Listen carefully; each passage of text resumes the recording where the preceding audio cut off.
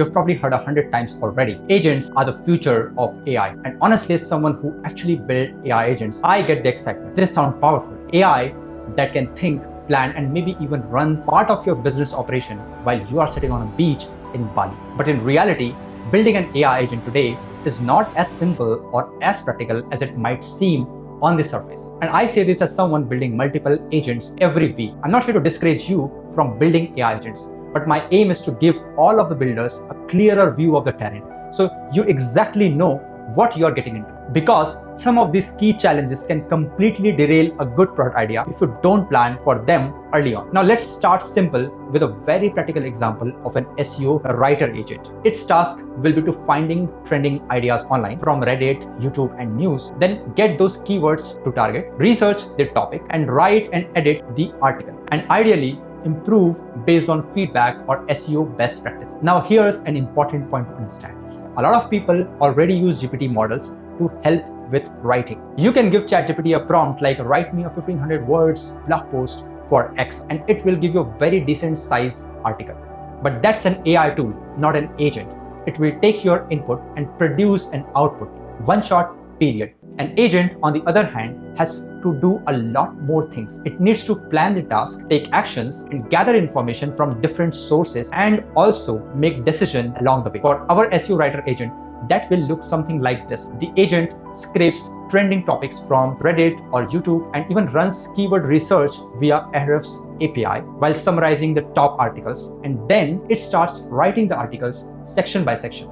And ideally, once it's done, it runs another round to optimize for SEO's best practices, which is readability, tonality, keyword density, all of that. So instead of just one prompt, one output, it's now a whole chain of steps, decisions, and tools. And for every step, it might make one or more calls to the model. Like call the model once to generate an outline, then summarize each step by top ranking articles, and then to write different sections of the post multiple times of iterations, and then finally to optimize that final version. So that's easily 10, maybe 15 model calls just to produce one article. And if you are using something like OpenAI O4 Mini, input tokens cost about $1 per million token, and output tokens cost around $4.4 a million token. So let's say your agent uses roughly around 1000 to 1500 tokens per model call, which is pretty normal in this case. Multiply that across 10 to 15 calls per article, and we have got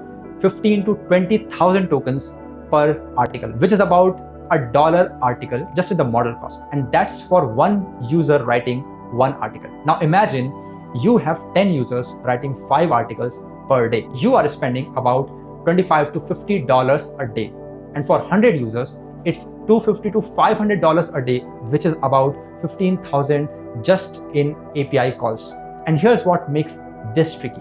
Usage is unpredictable, and unless you have built really good control or limited how many articles people can run, you can easily end up in a surprise cloud bill that will blow up your margin. So if you're thinking, why not just self-host the models to save the API cost? Good idea, but in practice, it's a lot more work than people expect. Running large models well like Llama 3 or Mixtral needs serious GPU plus a full stack to manage the memory, orchestration, and the tool integration. In fact, for most of the solo founders or small teams, it ends up being more expensive and more work than just using API calls, at least in the early stages of the startup. So it's not an automatic win, and definitely not something to take lightly. And this leads us to one last piece of building AI agents: reliability and maintenance. Traditional softwares are fairly predictable. You write the code runs the same way every time. But AI agents rely heavily on prompts and on large language models that don't always behave